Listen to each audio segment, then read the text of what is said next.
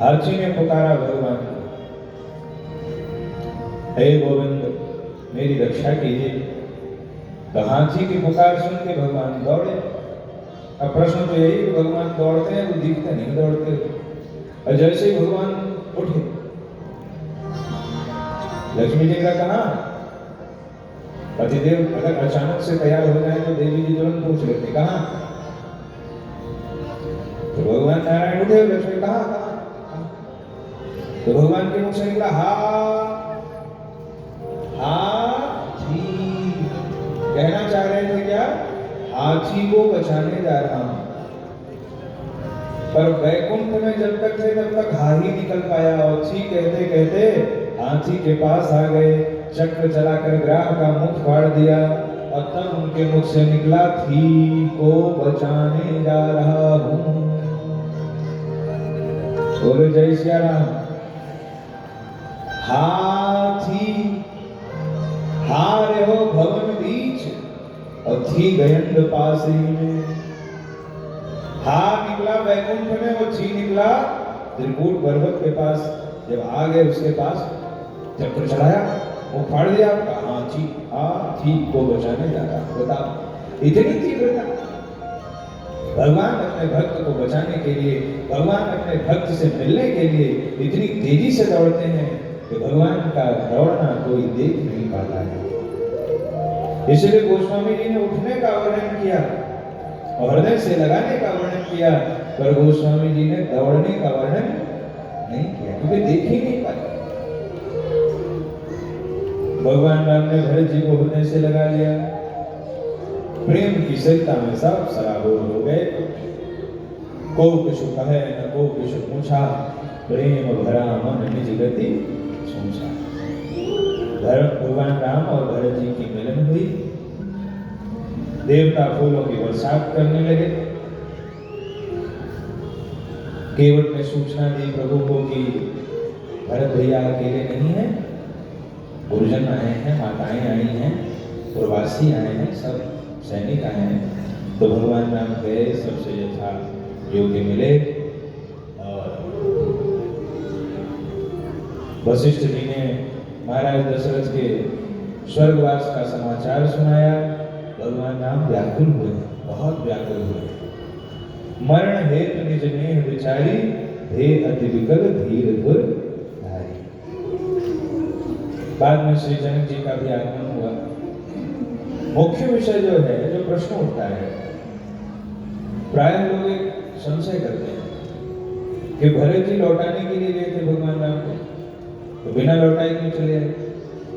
भरत जी लौटाने के लिए गए थे और भगवान राम ने ये कह दिया था कि जो भरत कहेगा मैं वही करूंगा। तो फिर भरत जी ने कहा क्यों नहीं कि आप चले चलो हमारे साथ? भरत जी ने लौटने के लिए क्यों नहीं कहा? इसका उत्तर हम आपको देना चाहेंगे, फिर हम लोग आगे चलेंगे।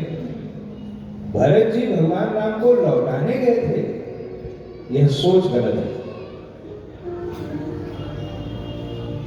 तो भरत जी किस लिए गए थे, इस पर थोड़ा विचार करें। भरत जी ने जब अपने मन का भाव रखा कि भैया अगर आपकी इच्छा हो तो गुरु जी जैसा कह रहे हैं कि हम दोनों भाई बन में चले जाएं, आप लौट आइए, या हम तीनों भाई बन में चले जाएं,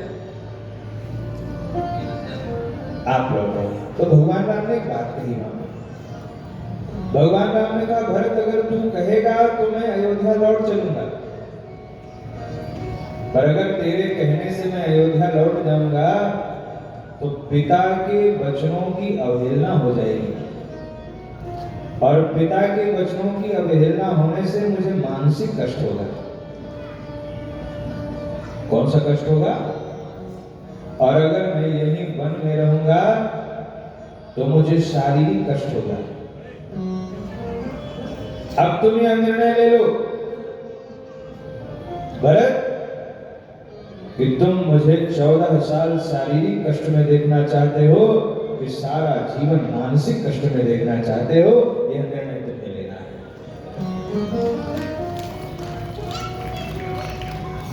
भरत जी ने क्या निर्णय लिया?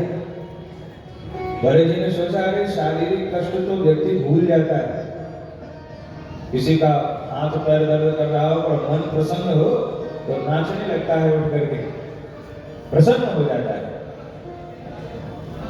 पर शरीर खूब स्वस्थ हो लेकिन अगर मन प्रसन्न नहीं है तो वो कभी आनंद में रहेगा।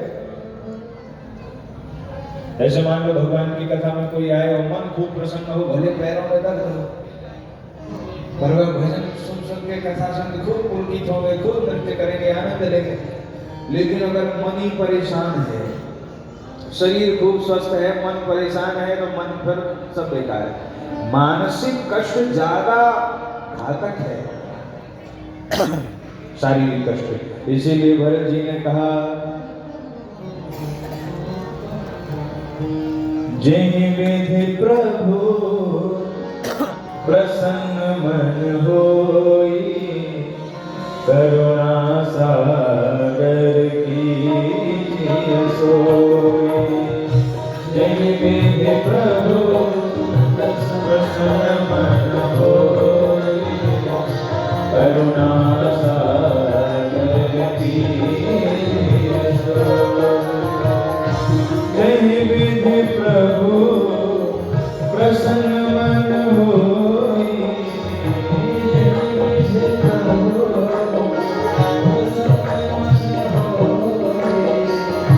करुणा सागर कीजिए सोई, करुणा सागर कीजिए सोई, करुणा सागर कीजिए सोई, करुणा सागर कीजिए सोई, करुणा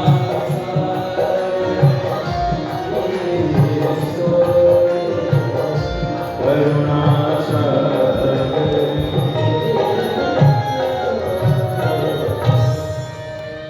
आपका मन प्रसन्न रहे, बस मेरी यही इच्छा है। आप प्रसन्न रहो, आपकी प्रसन्नता में ही मेरी प्रसन्नता है। नीके रहो मेरे प्यारा बने रहो। सिया अली जी जो अयोध्या जी जाया करती थी, उनका बड़ा सुंदर एक भाव है, बड़ा सुंदर भाव है। भगवान श्री राम से कहती हैं, और वही भाव आज श्री भरत जी का भी है। क्या कह रही है? बोलो भक्त वत्सल भगवान की,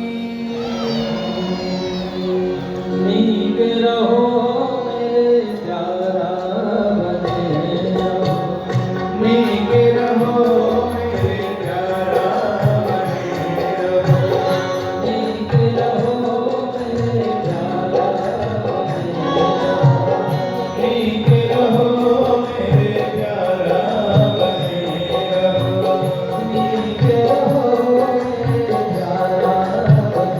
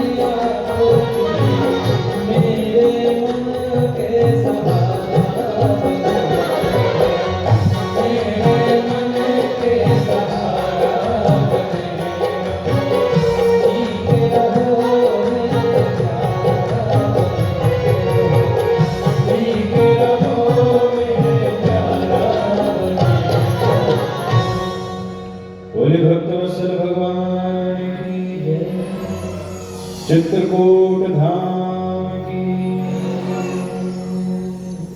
जब भगवान श्री राम ने यह कहा तो भरत जी ने स्वीकार किया।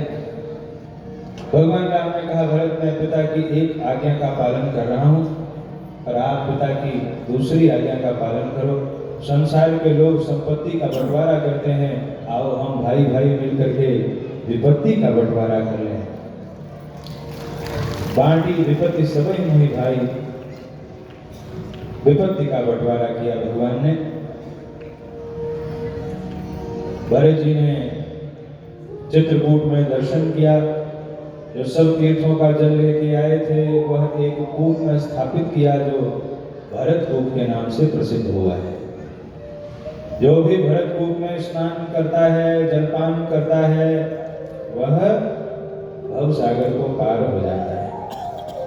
श्री भरत जी प्रभु की आज्ञा को मान करके और चित्रकूट से पूरे समाज को लेकर के जा रहे हैं।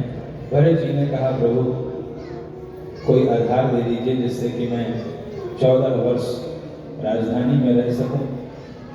भगवान राम को लगा कि मेरा भरत आया था तो नंगे पांव मैं अपनी पादुका दे देता हूं भरत को। तो भगवान श्री राम ने भरत जी को पादुका दी आधार के रूप में, क्योंकि भरत जी कह रहे हैं, बिना आधार मन तोष न शांति। बिना आधार के मुझे संतोष नहीं होगा और शांति भी नहीं मिलेगी। वे दो चीजें हैं, संतोष और शांति। अगर यह चाहिए तो किसी न किसी दृढ़ आधार का सहारा लेना पड़ेगा। और आधार हम सभी बनाते हैं, ध्यान दीजिएगा। कुछ लोग कहते हैं, अरे हमें किसी की आवश्यकता नहीं, झूठे होते हैं वो लोग। केवल सच्चे संत को छोड़ करके बाकी सबको किसी न किसी के आधार की जरूरत पड़ती है। आधार सब बनाते हैं, बस कोई संसारिक व्यक्ति को बना लेता है, कोई भगवान को बना लेता है। आधार तो सबको बनाना पड़ता है। क्या कैकेयी जी ने आधार नहीं बनाया? कैकेयी जी ने किसको आधार बनाया? मंथरा को। स्वयं कैकेयी जी ने कहा, बहे जात कहे भई से आधारा, तो मेरी आधार हो गए। तो मंथरा को आधार बनाने का परिणाम यह हुआ कि भगवान राम उनको छोड़ के चले गए। इसलिए भरत जी जानते हैं कि संसार को आधार बनाओगे तो वह आधार छूट जाएगा, इसलिए संसार को आधार मत बनाओ। भरत जी कहते हैं, हे प्रभु, मुझे तो आपका आधार चाहिए, आप ही मेरे आधार बने। हम सभी को आधार की आवश्यकता है। आधार माने सहारा। बिना सहारे के न संतोष होता है न शांति मिलती है। इसीलिए व्यक्ति सहारा खोजता है। जिसने भगवान को अपना आश्रय बना लिया उसके जीवन में संतोष भी आ जाएगा और शांति भी आ जाएगी। इसलिए भगवान को ही अपना आश्रय बनाना चाहिए। भरत जी ने कहा, प्रभु आधार बनाना है, मेरे तो आधार सीताराम के चरणारविंद। भगवान राम ने सोचा, मेरा भाई आया था तो नंगे पांव आया था, मैं पादुका दे देता हूँ आधार के रूप में। आधार चाहिए तो आधार के रूप में पादुका दे देता हूँ। भरत जी को अपनी पादुका दी, पर भरत जी ने सोचा यह सामान्य पादुका नहीं है। भरत जी को उस पादुका में भी सीता रामचंद्र जी के दर्शन हो रहे हैं और भरत जी ने उस पादुका को शीश पर धारण कर लिया। यह सामान्य पादुका नहीं है, यह तो पादुका के रूप में मेरे सीता रामचंद्र भगवान ही मेरे संग अयोध्या जा रहे हैं। मानो भगवान ने पादुका अवतार लिया हो भरत के लिए। और हमें भी ऐसा लगता है कि यह पादुका नहीं है। यह पादुका के रूप में स्वयं, अरे भगवान इतने अवतार ले सकते हैं तो क्या पादुका अवतार नहीं ले सकते? यह भगवान श्री राम का पादुका अवतार है जो भगवान राम ने भरत जी के लिए धारण किया है।